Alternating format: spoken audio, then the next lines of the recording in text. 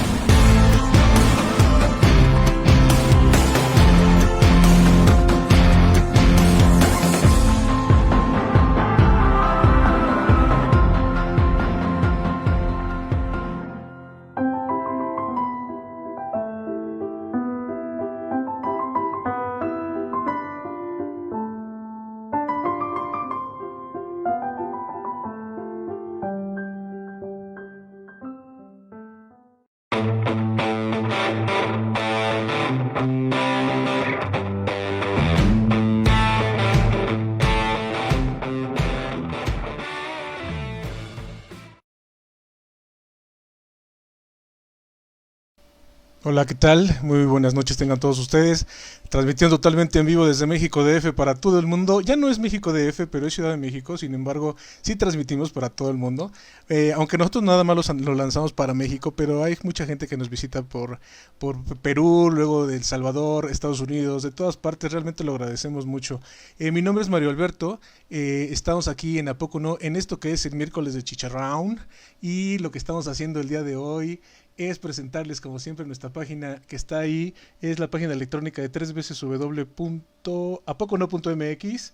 Ahí andamos echando super cotorrón haciendo los miércoles de chicharrón y ahora estamos agregando un blog el cual apenas lleva dos relatos cortos en esto que se llaman relatos cortos de historias largas, donde pues a veces tenemos mucha información de algo, sin embargo hacemos un mega recorte, un short y lo lanzamos, ¿no? Para todos ustedes. También hay que recordar que el día de hoy es 24, el día es 24 y adivinen qué, pues efectivamente es Día de la Bandera. Es Día de la Bandera mexicana, obviamente. Tenemos nuestra bandera que ha sido galardonada con ser la bandera más bonita de todo el mundo. Estamos totalmente orgullosos. Esta empresa que la preside la doctora Deneb Ortigosa y pues su servidor estamos ahí trabajando en esta empresa de Poco No, que es 100% mexicana. Estamos muy orgullosos de serlo y obviamente también como buenos mexicanos pues tenemos memes, ¿no? Y el día de hoy pues es el miércoles de chicharrón, ahí estamos totalmente presentes y tenemos esta chulada. Si usted quiere llevar a su niño a que haga una super bandera, póngale una moneda, le hace una moneda, la calca y obtiene pues su escudo, ¿verdad? Claro que en este caso pues no se ve el escudo, pero sí tendríamos todo, ¿no? Y por qué no, me merezco un... Efectivamente. Pero bueno, estamos ahí totalmente en vivo y en directo desde México DF. El día de hoy les vamos a presentar, pero paquetazo. Para todos aquellos que en las mañanas, ya sea de pues verano, en primavera, se levantan preguntándose y haciéndose esta pregunta, válgase, ¿cómo combatir al animal más mortal del mundo? Pues sí, hoy día nos va a explicar la doctora Priscila Bascuñán qué onda con esto, si es cierto que es el animal más mortal del mundo, y si usted estaba pensando en aquellas, pues no sé, una víbora, ¿no? La mamba negra o alguna araña de estas, ¿no? Como la viuda negra, también todo en negro. Pues no, o quién sabe, para eso nos va a dirigir la doctora Priscila Bascuñán acerca de este tema y vamos a poner un poquito el audio porque estamos presentes. Eso, ahí estamos, hola, saludemos. Tenemos a la doctora Deneb Ortigosa que por lo regular nos lleva, nos modera. El día de hoy parece que yo voy a hacerlo, quién sabe, me da mucho miedo. Y la doctora Priscila Bascuñán está también presente con nosotros. Muchísimas gracias por estar aquí, Priscila, muchísimas gracias. Muchísimas gracias a ustedes, a Deneb y a ti, y a Poco No, y a Miércoles de Chicharrón por la invitación. Claro que sí. Me voy a servir entonces rapidísimo, si es que lo encuentro, para presentar a Priscila. De entrada, obviamente, pues ella nos lo puso aquí, pero tuvimos el gustazo, tanto Jazmín como yo, de conocer a Priscila en el curso de verano de Universum, aquí en México, y pues realizamos un año bastante locochón ahí con los chamacos y echándoles cotorreo. Hablando en primera persona, Priscila nos manda su reseña diciendo que realicé la licenciatura en Biología en la Facultad de Ciencias de la Universidad Nacional Autónoma de México, el doctorado en Etmología Molecular en la Universidad de Perugia, Italia, y una estancia postdoctoral en la Universidad de Antioquia, en Colombia, donde también fui profesora de cátedra de Biología Molecular. He sido investigadora invitada en diversas instituciones nacionales e internacionales, como el Instituto Nacional de Salud Pública en México, el Imperial College of London en Inglaterra, la Universidad de Estrasburgo en Francia y la Escuela de Salud Pública de la Universidad de Harvard de Estados Unidos. Actualmente trabajo en el CDC o del Centro de Control y Prevención de Control ahí en Atlanta, como coordinadora de un proyecto asociado al consorcio Target Malaria, el cual tiene como objetivo principal eliminar la malaria en África a través de la generación de mosquitos transgénicos. Esto se pone re bueno, porque vamos a hacer una fábrica de moscos. A lo largo de mi carrera he participado en congresos y seminarios nacionales e internacionales y publicado en revistas científicas de alto impacto y de divulgación científica.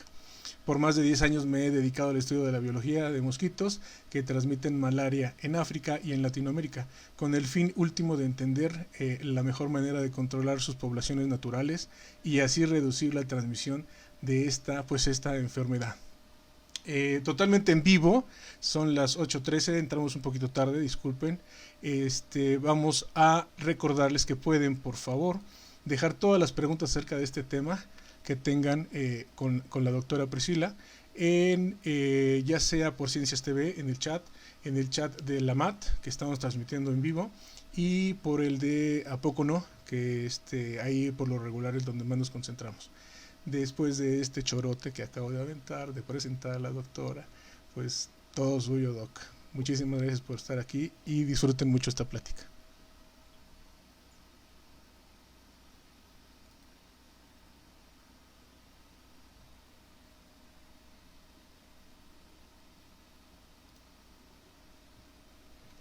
Comparte por favor tu presentación, Pri.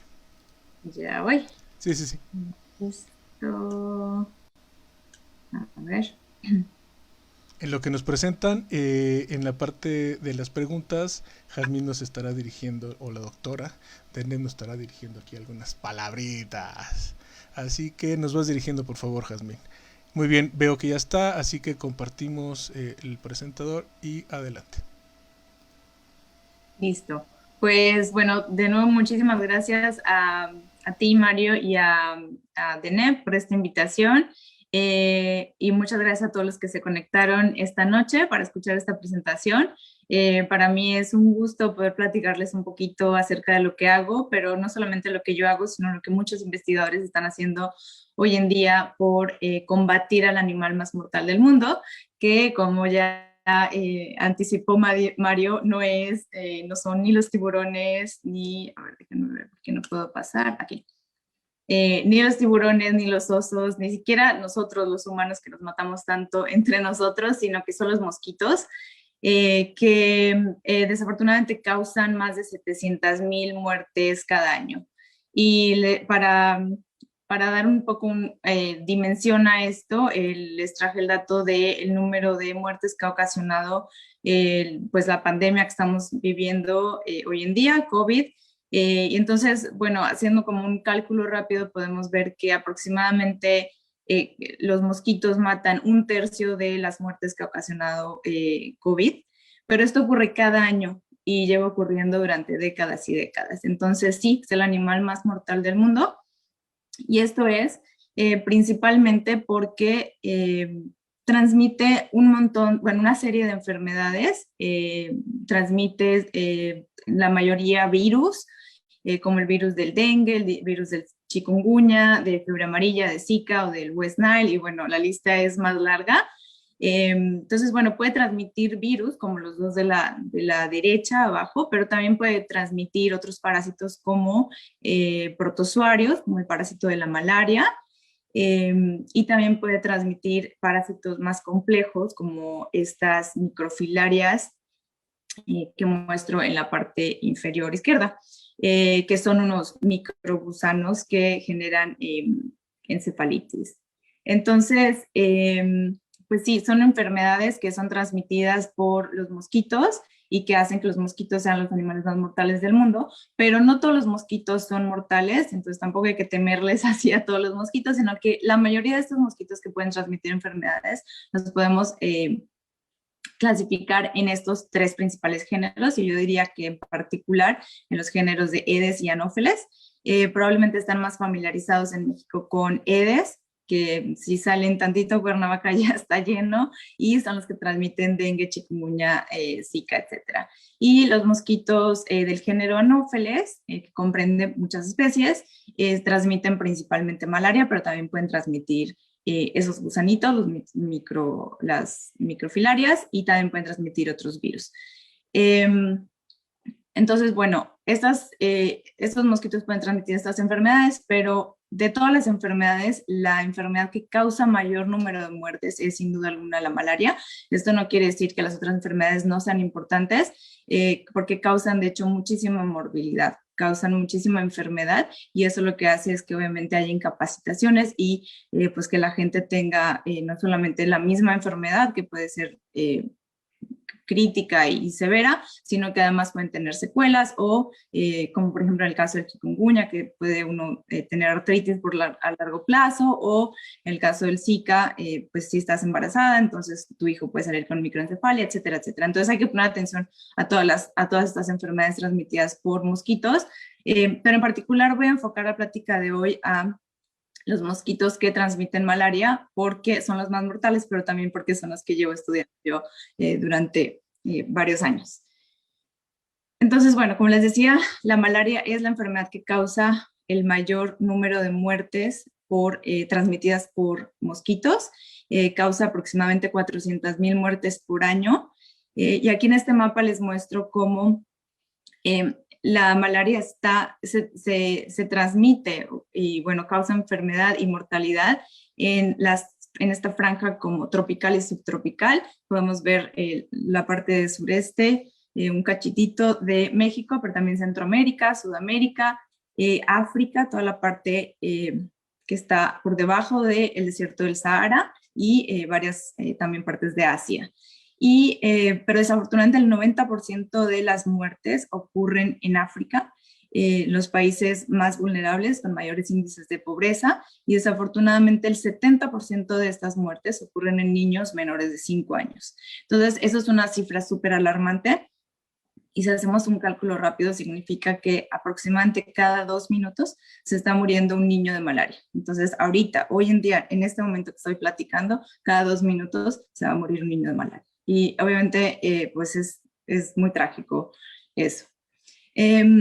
Sabemos que la enfermedad de la malaria se transmite en esas zonas que les conté, en las zonas como tropical y subtropical, y esta transmisión de la enfermedad depende 100% de una correlación completamente con la distribución de los mosquitos anófeles. Entonces aquí les muestro un mapa en donde, si pueden ver, como pueden ver, pues hay varias especies de mosquitos anófeles, y no todas las especies están en todas partes del mundo. Entonces hay ciertas especies que son específicas de Latinoamérica, hay otras que solo se encuentran en África, otras que se encuentran en África y en Asia, y otras que son más bien vectores principales transmisores principales de malaria en Asia. Y dato curioso, pues no estas especies transmiten malaria, pero solamente las hembras son las que transmiten esta enfermedad, y esto es porque las hembras necesitan alimentarse de sangre para producir sus huevos. También se alimentan de néctar, como lo hacen los machos, pero cada cierto tiempo tienen que ingerir sangre para obtener ciertos aminoácidos que son esenciales para el desarrollo de los huevos. Entonces, bueno, aquí les pongo a unos mosquitos en el bar de sangre y otros mosquitos machos que solamente están tomando néctar, que normalmente lo ingieren de flores o de frutos o otros sustratos. Entonces, bueno, vamos a hablar un poquito más acerca de qué es la malaria. Entonces, la malaria, como les dije, es un parásito, es un protozoario que tiene un ciclo de vida súper complejo, porque no solamente involucra al hospedero, que en este caso es el humano, sino que además depende de un invertebrado, que en este caso son las hembras mosquitos del género Anopheles, para que se cierre su ciclo. Y no solo eso, sino que además va pasando por diferentes tejidos, diferentes órganos, tanto en el hospedero como en el vector. Entonces, pues quiero platicar un poquito acerca del ciclo de vida para que vean lo complejo que es. Entonces, imaginemos que se fueron a Chiapas de viaje y decidieron no dormir bajo el mosquitero, o tal vez el hotel donde estaban no tenía mosquitero, o están ahí súper a gusto en una fogatita y empiezan a sentir que llega un mosquito, resulta que es un anófeles y resulta que está infectado. Entonces, ¿qué quiere decir que está infectado? Bueno, quiere decir que en las glándulas salivares tiene esta forma del parásito que se llama déjenme ver si puedo apuntar. Ahí pueden ver este láser. Sí. Entonces, quiere decir que en las glándulas salivares tiene esta forma del parásito que se llama esporozoito, aquí les pongo una micrografía. Y entonces, ¿qué pasa? Que esos parásitos están ahí esperando a que el mosquito se alimente, porque cada vez que el mosquito se alimenta, entonces el mosquito inyecta saliva, que contiene cientos de proteínas que todavía hoy en día hay muchos grupos que están investigando para qué sirven y qué hacen. Y entonces al momento de inyectar saliva, antes de ingerir sangre, inyecta también estos parásitos. Entonces estos parásitos son alargados y migran directamente hacia las células del hígado o los hepatocitos, los cuales son invadidos y entonces empieza a replicarse el parásito. Entonces se replica y forma otras formas del parásito que se llaman los merozoitos. Y entonces los merozoitos tienen la capacidad particular de infectar los glóbulos rojos o las células, los eritrocitos. Entonces se meten en los eritrocitos y se empiezan a replicar. Y empieza este ciclo de reproducción asexual que se repite y se repite una y otra vez. Y dependiendo del parásito, que se llama, de hecho, es del género Plasmodium, tiene diferentes especies, dependiendo del parásito que haya infectado a ese hospedero, es la duración de este ciclo asexual. Entonces puede durar 24 horas, 48 horas, hasta 72 horas, y cada vez que ocurre esa replicación, entonces se revientan las células, los glóbulos rojos, se liberan más merozoitos y esos merozoitos infectan otros glóbulos rojos.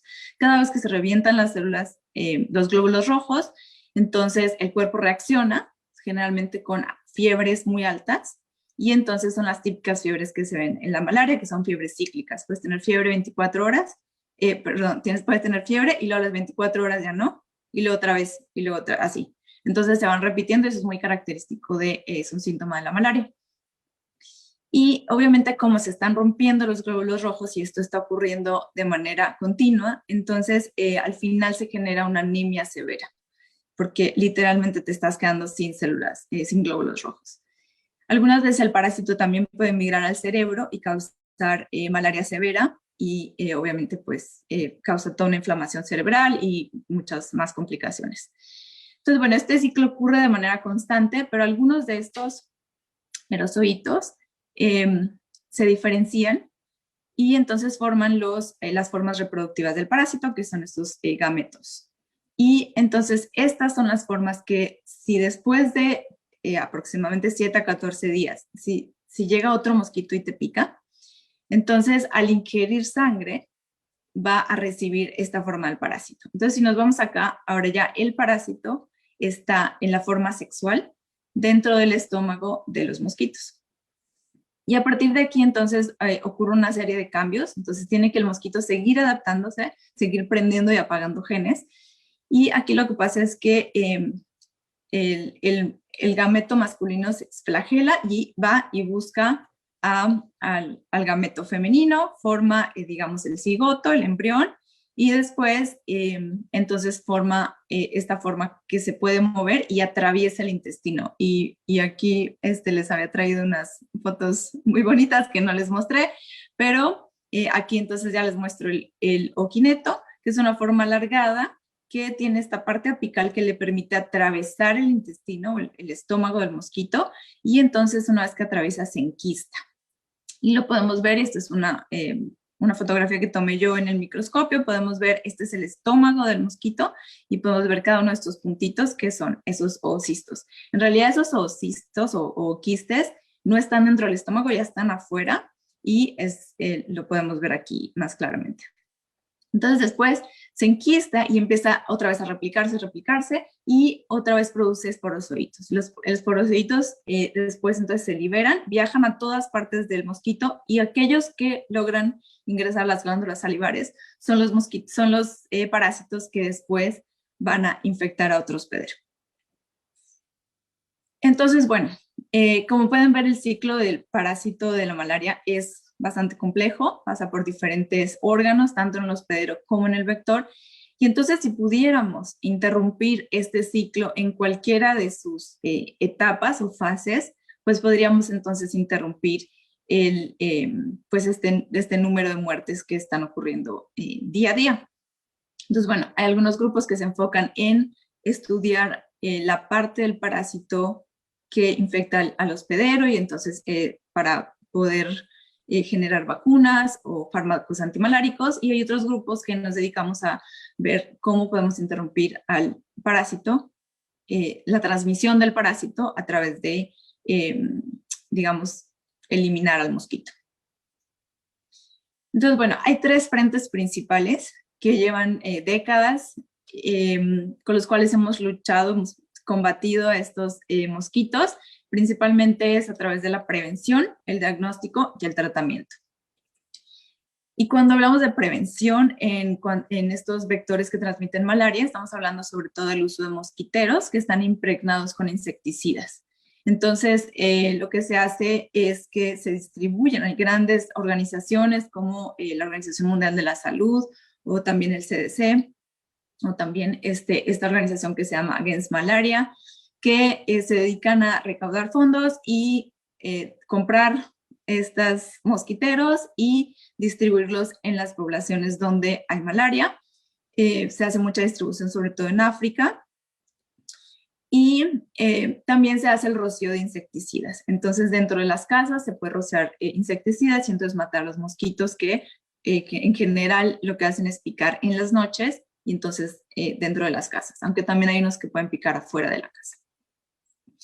Entonces, bueno, esto suena, digamos, bien y se puede lograr, pero hay varias complicaciones. Una de ellas es, pues, conseguir producir un gran número de mosquiteros que sean tratados previamente con estos insecticidas y después lograr distribuirlos a las zonas donde está ocurriendo la malaria. Entonces, normalmente donde ocurre malaria, a diferencia del dengue, el chikungunya, que está asociado más a zonas urbanas, a ciudades, la malaria está asociada más a zonas rurales.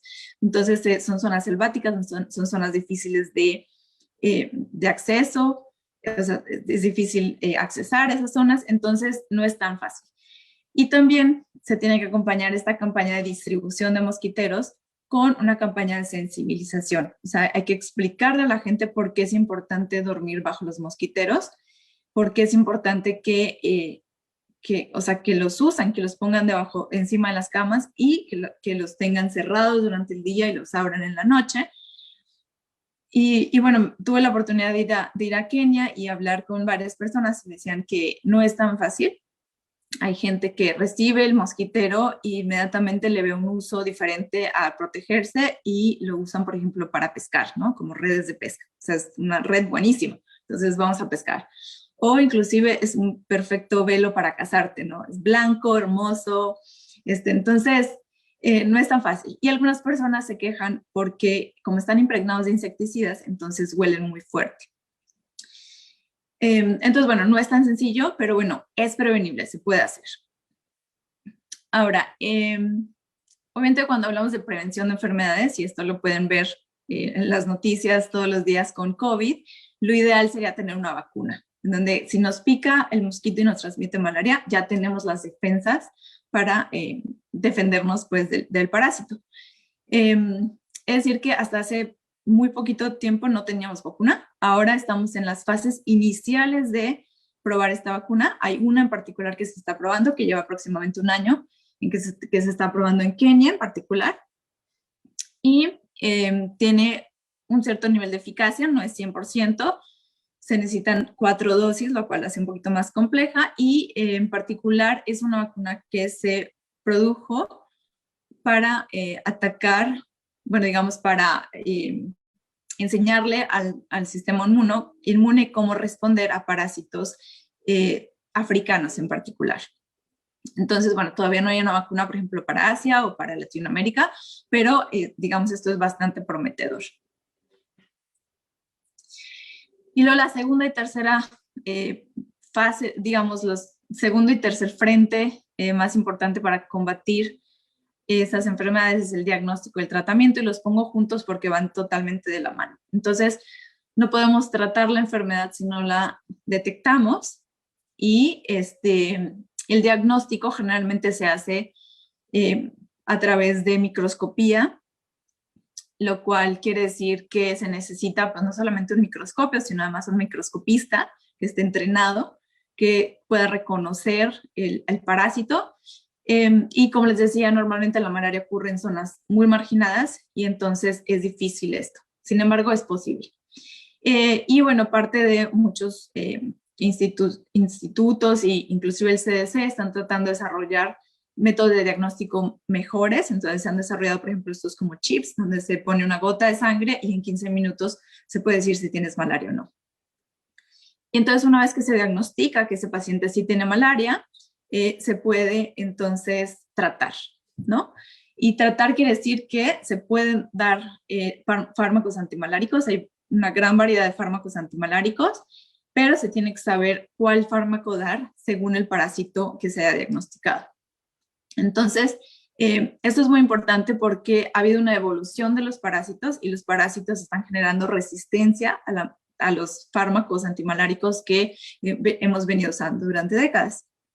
Entonces, pues es como una carrera evolutiva en que nosotros desarrollamos fármacos antimaláricos y el parásito desarrolla resistencia a ese fármaco. Entonces, no es tan sencillo porque, bueno, primero es llevar el medicamento a estas zonas que están aisladas, pero además entrenar a la gente para que diagnostique correctamente el tipo de parásito que hay, pero también hacer monitoreo para ver si no hay resistencia en esas zonas en particular y entonces decidir cuál de los fármacos antimaláricos usar, o en algunos casos inclusive se usan terapias combinadas, más de uno a la vez. Bueno. Y entonces, no solamente el parásito está generando resistencia a los antimaláricos, sino que también los mosquitos están generando resistencia a los principales insecticidas que llevamos usando durante décadas y décadas. Y aquí les muestro un ejemplo de este insecticida que se llama deltametrina. Es un piretroide, es uno de los más usados, sobre todo en África. Y como pueden ver, en este estudio se hizo un seguimiento de la susceptibilidad de los mosquitos a este insecticida. Entonces, lo más amarillo significa que el insecticida mata más, y mientras más nos acercamos al moradito o al negro es que los mosquitos no se mueren aunque estén en contacto con estos insecticidas. Entonces vemos cómo en 2005 los mosquitos anófeles de las zonas este y oeste de África eran susceptibles a este insecticida, y cómo poco a poco van seleccionándose las poblaciones que sobreviven y que son resistentes a insecticidas. Y esto ocurre por medio de mutaciones, pero también ocurre por diferentes mecanismos que se están estudiando, que al parecer también puede involucrar la microbiota, o sea, las bacterias que le pueden ayudar a conferir resistencia, o bueno, un montón de mecanismos súper interesantes. El caso es que los mosquitos se están volviendo resistentes a los insecticidas, que han sido nuestra mayor arma para combatir a estos mosquitos. Y aquí les pongo otro ejemplo de la resistencia que se está generando en mosquitos, en particular de Camerún, pero representa perfectamente lo que está pasando en otras partes de África y en Asia y en Latinoamérica. Y es que está surgiendo entonces la resistencia a insecticidas, no solamente a deltametrina, que está aquí, que es un piretroide, sino a muchos otros piretroides, a otros y a otras clases diferentes de insecticidas que llevamos usando durante décadas, como por ejemplo el DDT, que se dejó de usar porque era muy dañino para la salud y para el ambiente, etc. Entonces, bueno, hay un problema y es que justamente las herramientas que llevamos usando tradicionalmente no solamente no nos han permitido eliminar las poblaciones de mosquitos que transmiten malaria, sino que además estos mosquitos se están volviendo con nuestra selección, o sea, les estamos generando una presión de selección y estamos seleccionando los mosquitos que ya no se dejan matar con esos métodos. Entonces necesitamos generar alternativas para combatir estos vectores. Y entonces, o sea, hasta ahora nuestros métodos principales han sido a través del control químico, o sea, del uso de insecticidas, pero hay muchos grupos que están tratando de ver alternativas y opciones para usar otros tipos de control, como el control biológico, en donde bueno, hay como muchísimas ideas y aquí les pongo como algunas opciones que hay en la literatura y algunos ensayos, algunos test que se han hecho también en el campo. Les pongo estos peces larvívoros porque son una posible fuente para controlar a las larvas, pero sobre todo se usa más para mosquitos que están más asociados a las actividades humanas. Entonces, estas técnicas funcionan mucho más con mosquitos que transmiten dengue, chikungunya, etc. Los mosquitos que transmiten malaria están en zonas más rurales y entonces es más difícil encontrar esos criaderos donde están las larvas de los mosquitos. Entonces, sí es una opción. Tuve la oportunidad de trabajar en Colombia en zonas donde se transmite malaria y bueno, vimos que varios de los criaderos de mosquitos son el resultado de actividad humana, como por ejemplo estanques piscícolas o por ejemplo hay mucha explotación, minería ilegal, explotación de oro, que al excavar dejan huecos y entonces cuando llueve se llena de agua y es perfecto criadero para mosquitos. Entonces en esos casos se podrían usar estas técnicas, pero hay muchas zonas, sobre todo en África, hay una especie de mosquito particular que es muy, que transmite mucha malaria, que le gusta en especial crecer, o sea, las larvas se encuentran sobre todo en los cultivos de arroz, que en general están inundados. Entonces, bueno, obviamente no vas a meter tus pececitos al cultivo de arroz y tampoco le vas a meter bacterias que generen algún tipo de químico que, no sé, mate las larvas o que eventualmente colonicen al mosquito y le ayuden a combatir la malaria. Pero bueno, hay muchos grupos que se están dedicando a tratar de ver estas opciones. Y en cuanto a las bacterias, quiero contarles que en Colombia estuve trabajando con un grupo que se dedica justamente a ver cuáles son los tipos de bacterias que hay en los mosquitos para y que se pueden transmitir de las larvas a los adultos para potencialmente modificarlas genéticamente para que para que produzcan, perdón, algún químico o algún efector que pueda eventualmente matar al mosquito. Entonces, bueno, hay muchas opciones, pero en particular les quiero platicar de una de las fases del ciclo de vida que podríamos aprovechar o explotar muy bien, y es el hecho de que para que una hembra pueda poner huevos en una superficie acuática necesita dos cosas. Necesita haberse alimentado y entonces para poder producir sus huevos, pero también necesita aparearse. Entonces, si se aparea pero no se alimenta, tiene espermatozoides que los encapsula y los guarda en una espermateca y los guarda de por vida, pero no tiene huevos, entonces no puede reproducirse. Y al contrario, si toma sangre, produce huevos, si no se aparea, entonces no tiene el estímulo de oviposición y obviamente esos huevos no están fértiles. Entonces, podemos explotar, digamos, esta fase del ciclo para poder controlar las poblaciones naturales de mosquitos. Y entonces les quiero contar un poquito más como de la biología reproductiva de los mosquitos. A través de esta foto, que es muy bonita, que la tomó uno de nuestros colaboradores en Burkina Faso. Y esta foto lo que muestra es una nube de mosquitos machos, que también se conoce como swarm. Y esta nube de mosquitos machos se forma cuando la luz, al atardecer, cuando la luz empieza a bajar. Y entonces lo que pasa es que las hembras entran a esas nubes y ocurre el apareamiento. Y entonces aquí les muestro la parte derecha.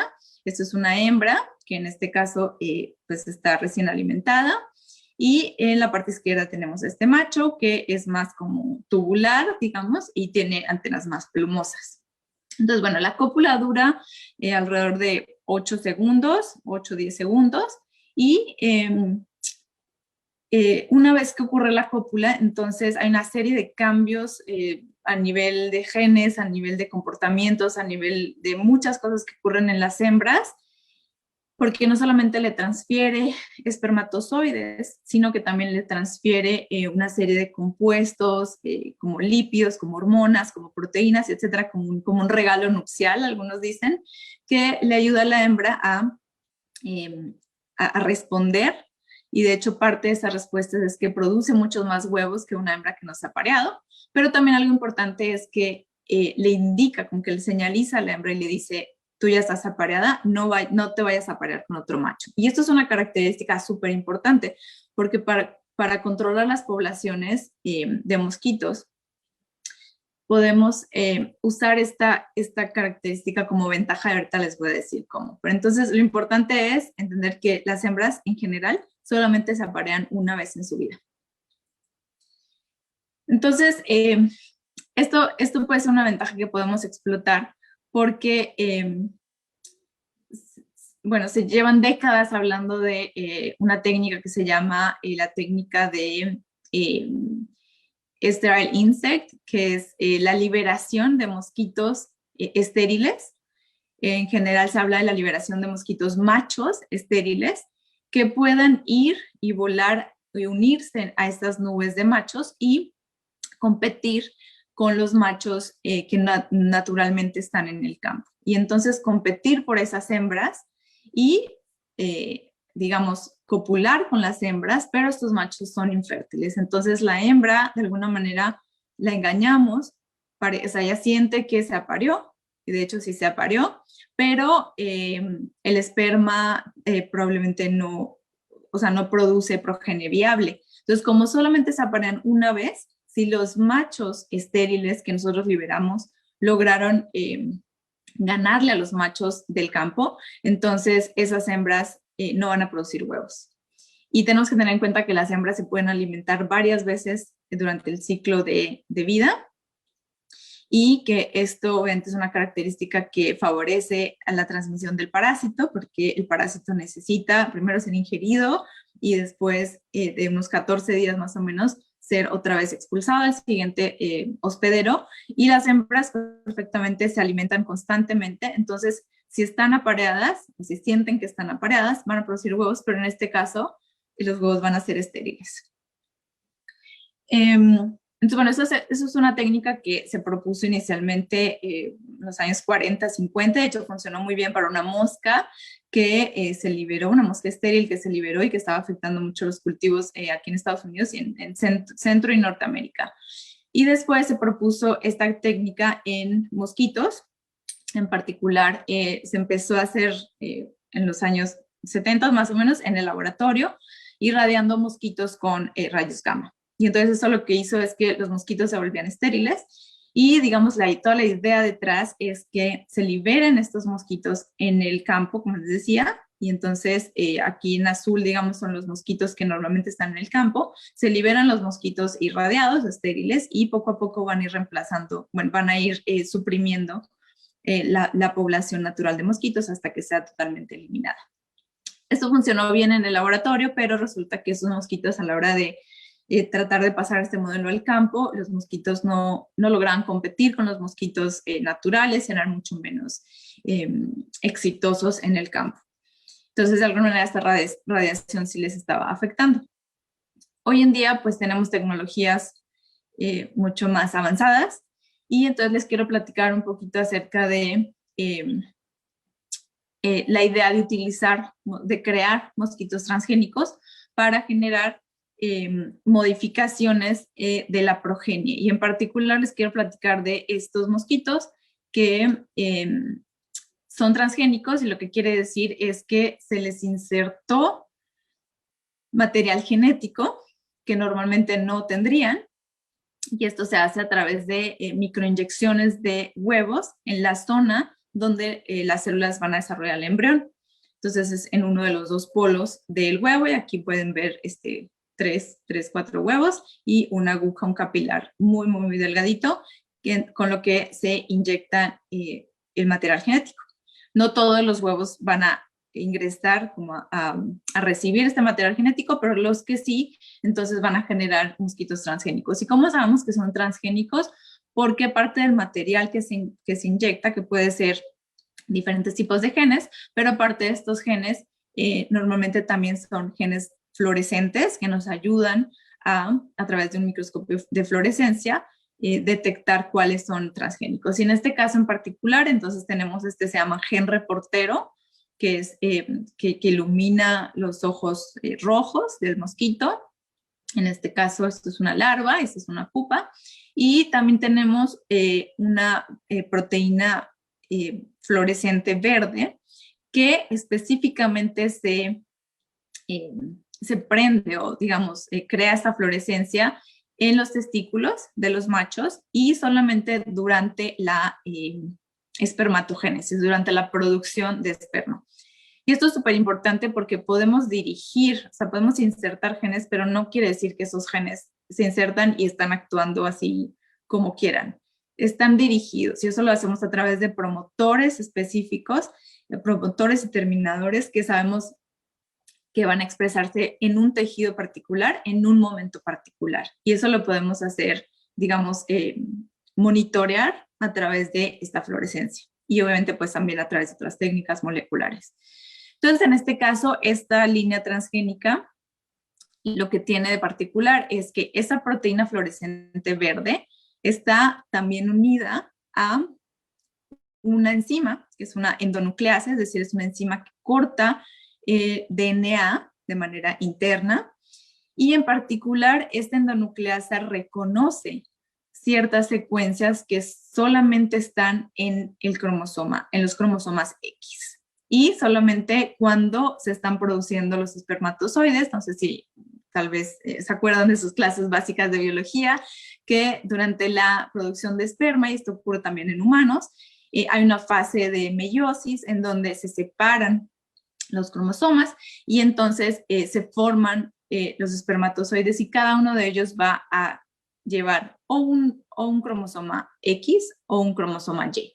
Entonces, dependiendo del dependiendo del espermatozoide que fecunde al huevo posteriormente, los huevos siempre son X, esto va a dictar si esa larvita es hembra, si es XX, o si es macho, si es XY. Y en general, en condiciones naturales, hay un 50 y 50 o sea, 50% de la progenie son machos, 50% son hembras. Entonces, ¿qué pasa? Que cuando insertamos esta enzima va y corta los cromosomas X durante la producción de espermatozoides, y entonces los espermatozoides que en teoría deberían tener el cromosoma X, tienen un cromosoma X totalmente fragmentado, entonces es inútil, no sirve y genera progenie estéril. Es decir, ni siquiera se desarrolla el embrión. Entonces quiere decir que a través de este método, estos mosquitos transgénicos generan más del 97% de progenie masculina. O sea, la mayoría de los cromosomas, la mayoría de los espermatozoides llevan un cromosoma y entonces van a dar lugar a progenie masculina.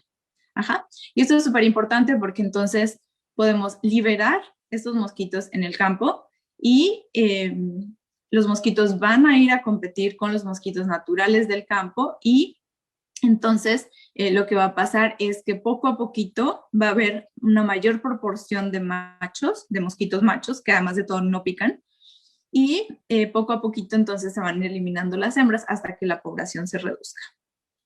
Obviamente, al reducir las poblaciones de estos mosquitos, vamos a estar reduciendo también la transmisión del parásito y el número de muertes que ocurren anualmente.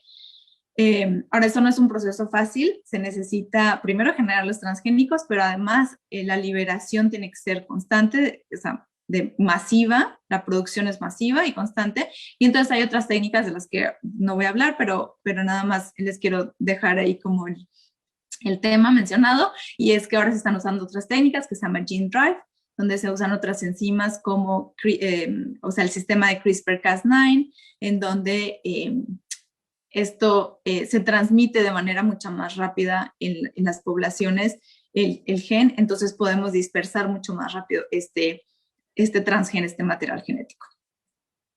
Entonces, bueno, esta línea de mosquitos que les platiqué se desarrolló en Target Malaria, que es el consorcio en el que yo trabajo. Les quiero contar rápidamente de qué se trata este consorcio.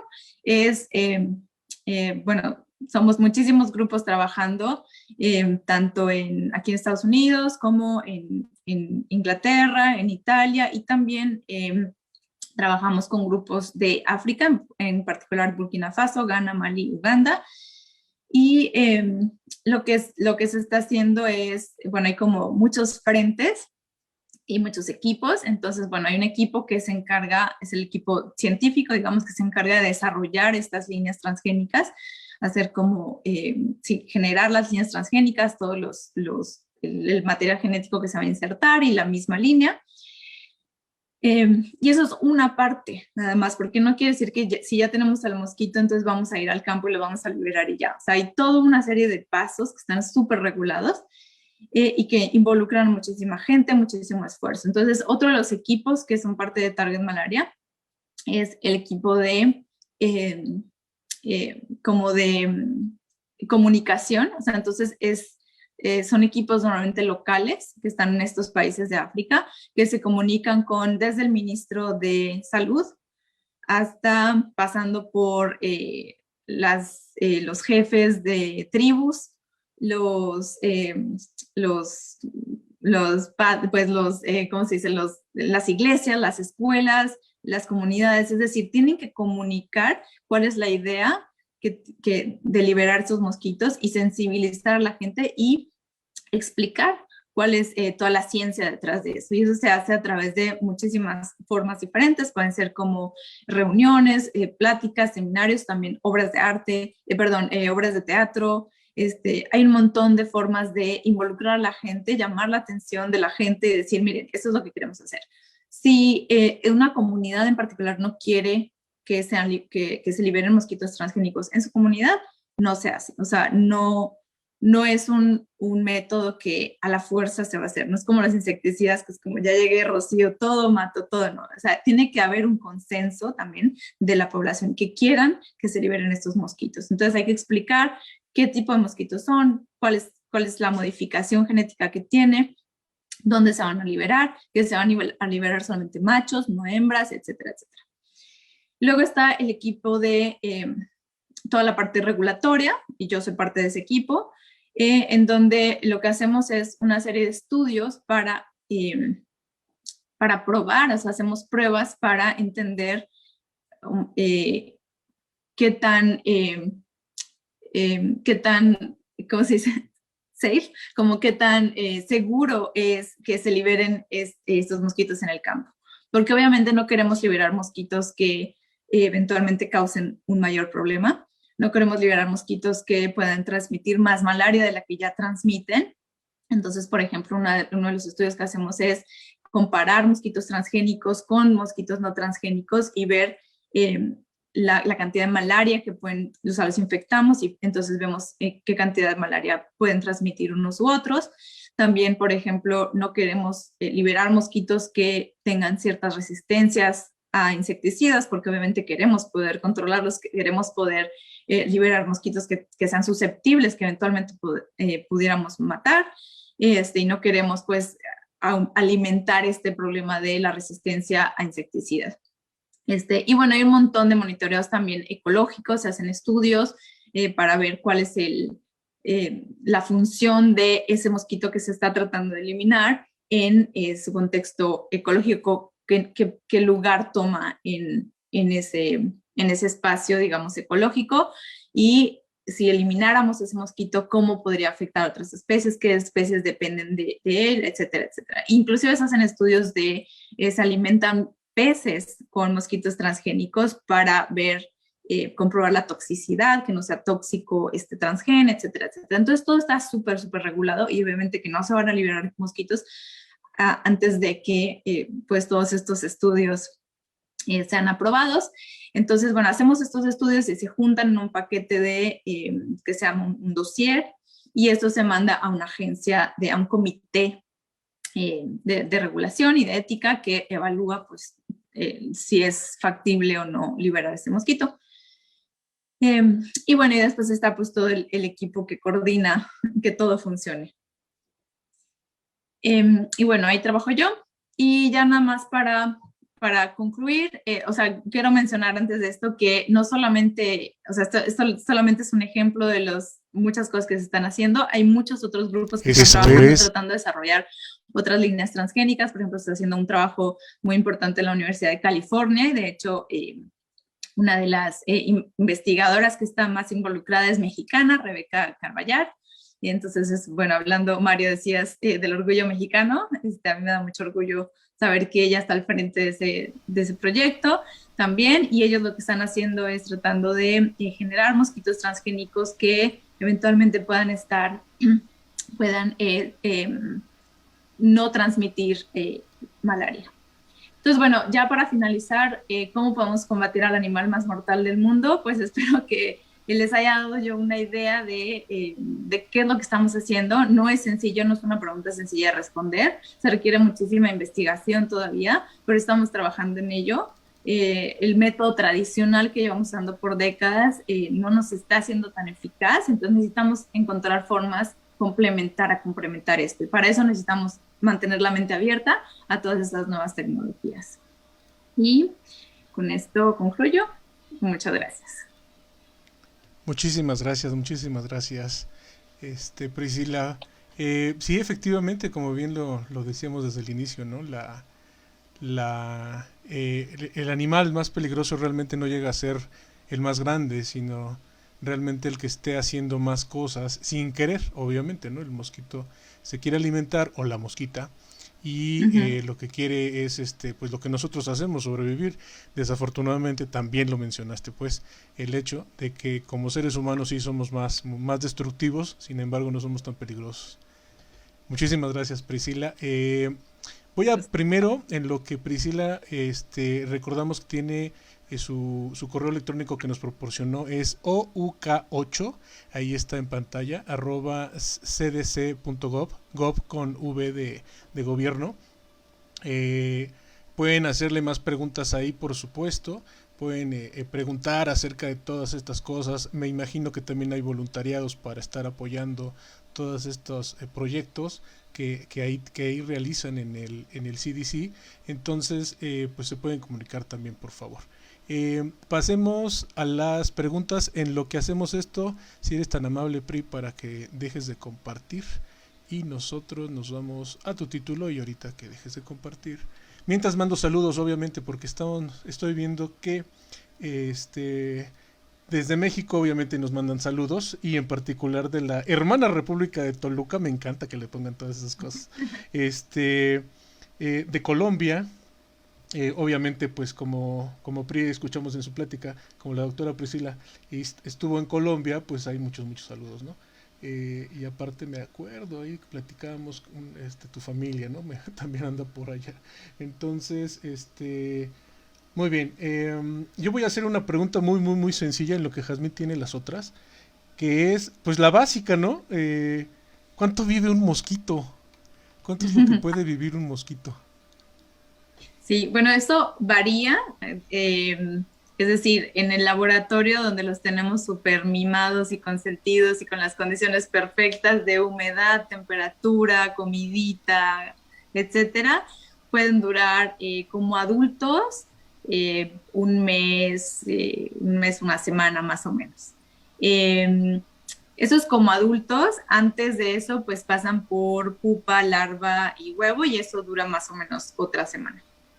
Y en el campo, pues obviamente depende de muchísimos otros factores, pero pues se estima que por lo menos 2 semanas. Y digamos, esta pregunta es básica, pero es súper importante, porque justamente el parásito de la malaria necesita que el mosquito viva por lo menos esas 2 semanas, que es el tiempo que le toma para llegar del estómago, atravesarlo y llegar otra vez a las glándulas salivares del mosquito para poder infectar a otro hospedero. Entonces, en general, se podría decir que por lo menos 2 semanas.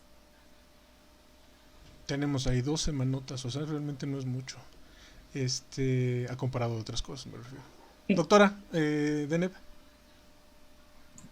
Muchísimas gracias, Priscila, por tu presentación. Nos gustó, bueno, en lo personal me gustó un montón y nos aclaras muchas dudas y nos surgen muchas más. Francisco nos pregunta, si un mosquito tiene malaria, ¿puede transmitir esa malaria a otros organismos, como por ejemplo a las vacas? Y si el humano puede recibir la malaria a través de este consumo, en este caso el consumo de la carne de vaca. Muchas gracias por las preguntas. Entonces, la primera pregunta es si los mosquitos pueden transmitir la malaria a otros animales como vacas. Sí, la respuesta es sí, pero no todos los mosquitos tienden a alimentarse de ciertos animales. Hay unos mosquitos que son antropofílicos, que solo les gusta alimentarse de humanos, y otros mosquitos que prefieren, por ejemplo, gallinas, cerdos, que son más zoofílicos. Sin embargo, sí hay mosquitos que se alimentan tanto de humano como de animales y que podrían estar infectando animales, y entonces dice que esos son como los reservorios del plasmodium. Y también otra cosa es que hay parásitos de la malaria que solamente afectan a aves o, por ejemplo, el cerdo, etcétera, y son específicos. O sea, que aunque nos picara un mosquito con este parásito de la malaria, no nos daría malaria a nosotros. Entonces, sí, depende del vector, o sea, el mosquito, y depende del tipo de parásito que se esté transmitiendo. ¿Cuál era la segunda pregunta? Que si nosotros nos alimentábamos de ese, o sea, podríamos generalizar, no vaca, sino en general de algún animal que haya sido infectado por un mosquito. No, entonces algo muy importante es que el parásito depende 100% de estos mosquitos, y en particular los mosquitos de género Anopheles. Si no está el mosquito, y por eso es tan importante o sea, matar al mosquito, o digamos, hacer este tipo de enfoques de control a través de controlar al mosquito. Si no hay mosquito, no hay transmisión de parásito. Perfecto, muchísimas gracias. Mario, porfa. Bueno. Yo voy a cambiar el orden de las preguntas porque realmente viene una pregunta y después es otra. Sin embargo, viene abajo por Sandra Gallegos, nos pregunta que en sí es la reducción de población de mosquitos, ¿tiene alguna implicación en los ecosistemas en donde habitan? Es una excelente pregunta, y es una pregunta que, digamos, nos hacemos, inclusive nosotros los investigadores, y como les decía, aparte de cualquier equipo que esté tratando de liberar mosquitos, muchos de los estudios están enfocados justamente a esta parte de estar seguros de que el impacto no va a ser peor de lo que ya están causando los mosquitos. Entonces, se hace un estudio, se trata de entender ese mosquito en particular, qué lugar ocupa en la cadena alimenticia, en ese lugar particular donde se piensa liberar los mosquitos estériles, y se trata de entender entonces cómo afectaría a su alrededor si ese nicho, ese espacio ecológico queda vacío. Y entonces se hacen muchísimos estudios para entender eso, y después predicciones a través de modelos matemáticos. Ahora, una cosa que hay que entender es que obviamente no lo vamos a saber hasta que no se libere el mosquito y no veamos el impacto, pero hay que tener muy en cuenta que las estrategias de control que usamos hoy en día generan un desequilibrio extremo, importantísimo. O sea, estos insecticidas que tienen un espectro súper amplio, que no solamente están dirigidos a matar al mosquito que transmite malaria en esa zona, sino que están matando un montón de otros artrópodos, un montón de otros mosquitos, y que pueden inclusive tener implicaciones en la salud humana. Tienen implicaciones muchísimo más fuertes que según mi opinión, las implicaciones que podría tener un mosquito transgénico que está dirigido específicamente a esa especie. Muy bien, gracias. Has. Muchísimas gracias. Sí, por aquí hay otra pregunta en Ciencias TV. Si los mosquitos que están en ambientes, que va un poco relacionado, ¿no? O sea, si los mosquitos que están en un ambiente controlado son liberados, ¿no se reduce el tiempo de vida del que nos hablabas? Si los mosquitos que están controlados... Ajá, o sea, pasan un tiempo, los mosquitos que están controlados pasan un tiempo en el laboratorio y nos dijiste que necesitan 2 semanas, ¿no? Para que se realicen. O sea, los mosquitos controlados, ¿te refieres a los mosquitos transgénicos? Sí, a los mosquitos que tú creas en el laboratorio y luego llevas y los liberas. Ajá. Y entonces la pregunta es si estos mosquitos no... Que si no se ve afectado, que vivan menos porque ya pasaron unos días en el laboratorio y van a pasar menos días en el ambiente. Ah, bueno, sí, no voy a entender la pregunta. Entonces, normalmente los mosquitos que se liberarían son mosquitos que tienen 3 días de adultos, o sea, no se espera tanto tiempo que estén en el laboratorio. Y de hecho hay un proceso importante que es, bueno, dependiendo del mosquito transgénico que se tenga, muchas veces se necesita mantener la colonia del mosquito en el insectario de manera totalmente diferente a cómo se mantendría para la producción de mosquitos transgénicos. Entonces, por ejemplo, en el ejemplo que les di de los mosquitos que generan sobre todo progenie masculina, nosotros no podemos mantener a los mosquitos así porque entonces nuestras colonias de mosquitos se disminuirían y nos quedaríamos sin mosquitos. Entonces, resulta que lo que hacemos es mantener a la colonia a través de las hembras, que son transgénicas, pero que no tienen no causan esta esterilidad. Entonces sí pasan el transgen a los hijos, pero con una proporción de 50-50. Entonces así los mantenemos en el laboratorio, pero ya cuando se vayan a crear para la liberación, entonces ahí sí lo que se hace es generar muchos machos y esos son los que se liberan y esos son los que sí van a tener el efecto. Y normalmente no son machos jóvenes, o sea que están vigorosos y fuertes y listos para aparearse. Ok, gracias. Me voy a permitir hacer otro. Sí, date. Sí, incubamos mosquitos que ayudan a la biología del ecosistema para así mantenerlos y así tratar de matar al mosquito. Si con alguna sangre con un químico genéricamente modificado para que no pueda afectar a los otros animales más resistentes. Perdón, pero estoy leyendo así textual. O sea, ¿cómo nosotros estaríamos afectando al ecosistema si estamos incubando mosquitos? Y que si se puede tener un químico en la sangre que ayude a que no se genere esta transmisión. Sí, entonces, bueno, la primera pregunta yo siento que la respondería igual que la anterior, y es pues que obviamente estamos haciendo todos esos estudios preliminares para ver que no estemos afectando al ambiente, por lo menos no más que lo que ya está afectando los métodos actuales que estamos usando. Y la segunda pregunta, bueno, sí, hay muchos grupos que están de hecho enfocados en investigar qué otros tipos de métodos podemos usar para eliminar no solamente al mosquito, sino también hacer mosquitos que sean, se dice refractarios, o sea, que sean resistentes al parásito, o sea, que aunque ingieran el parásito, tengan ciertas moléculas o efectores que puedan atacar al parásito y no dejar que se desarrolle y que no llegue a las glándulas salivares. Entonces, hay muchísimos grupos que están tratando de estudiar esto. Les decía, el equipo en la Universidad de California a través de mosquitos transgénicos, pero también, por ejemplo, se hacen estudios con bacterias, les decía, que se pueden modificar genéticamente bacterias, se llaman bacterias paratransgénicas, y entonces lo que se hace es que se inserta material genético que hace que esas bacterias produzcan ciertas moléculas que después ataquen al parásito.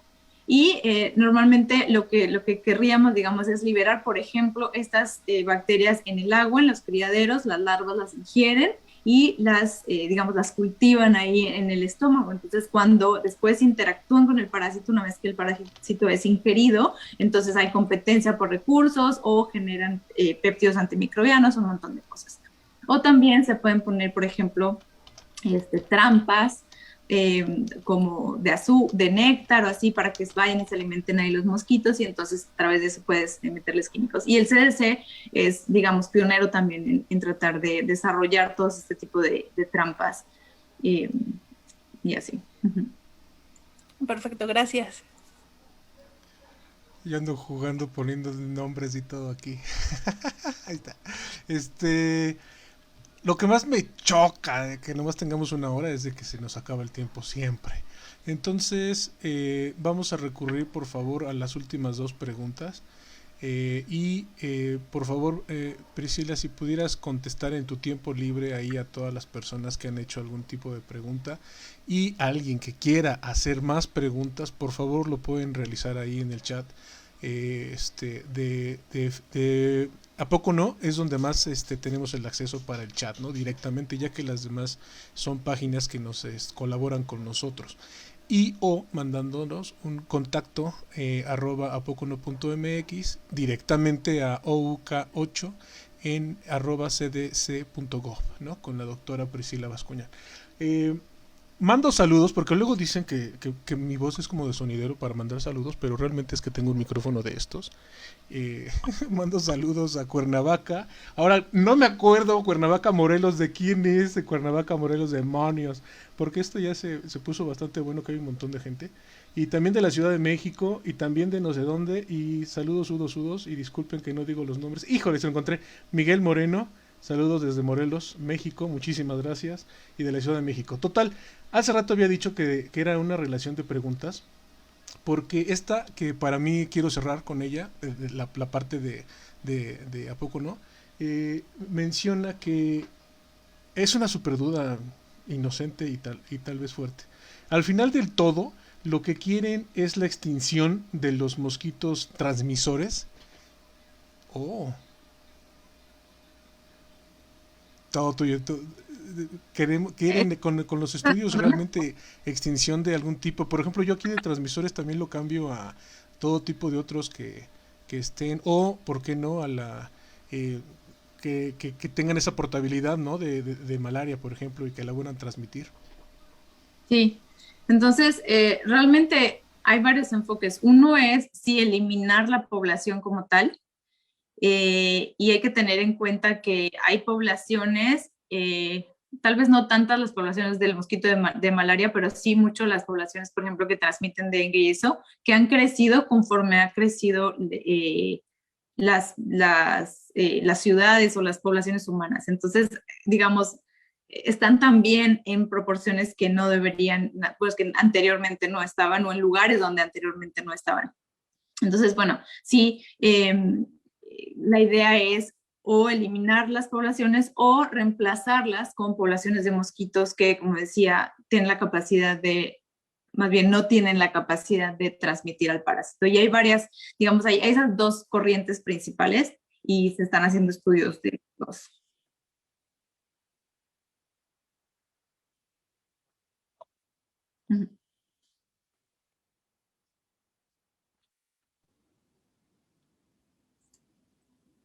Sí, una última. Angie nos pregunta, ¿cómo está cambiando la microbiota para obtener resistencia? Más bien la microbiota se vio en un estudio que hizo, de hecho, una investigadora que estaba en el CDC. Se vio que la microbiota parece ser que puede conferirle al mosquito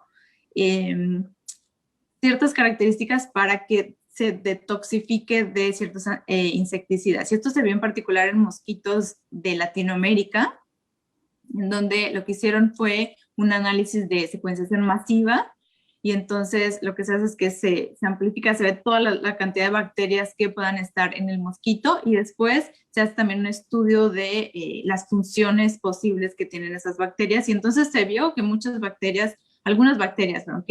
Algunos grupos de bacterias que estaban presentes en estos mosquitos y en particular en los mosquitos que eran resistentes a ciertos insecticidas, podían conferirle esa capacidad de toxificación al mosquito. Entonces, generalmente, tradicionalmente, sabemos que el método principal que usan los mosquitos para generar resistencia a insecticidas tiene que ver con mutaciones que ellos mismos generan, que es un resultado, al final de cuentas, de la presión de selección que estamos haciendo al exponerlos tanto tiempo al mismo insecticida. Les estamos diciendo, mira, con este te va a matar, mira, con este te va a matar. Ah, bueno, listo, ¿no? Pero también hay otros mecanismos. Y otro mecanismo, por ejemplo, que también se está estudiando es el engrosamiento de la cutícula, es decir, como la piel que tienen. Al parecer también están generando una cutícula más gruesa y esto hace que obviamente el insecticida no penetre tanto y no sea tan mortal. Y otra de las cosas que se han visto, y lo vio inclusive el grupo donde estaba yo trabajando en Colombia, es que los mosquitos están cambiando hábitos, o sea, también pueden modificar su comportamiento. Entonces, mosquitos que generalmente picaban dentro de las casas, ahora están picando afuera de las casas. Entonces, de todas maneras, pican en la noche, pero mosquitos, especies particulares que se sabía que eran como intradomiciliares, digamos, que picaban dentro, ahora entonces están cambiando esa conducta y pican a la gente que está afuera caminando en la fiesta, lo que sea, en la noche, ¿no?